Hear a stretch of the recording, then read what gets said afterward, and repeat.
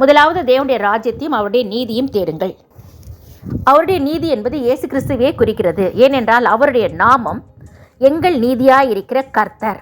எரேமியா 33:16. அப்படி என்றால் முதலாவது நாம் தேவனைத்தான் தேட வேண்டும்.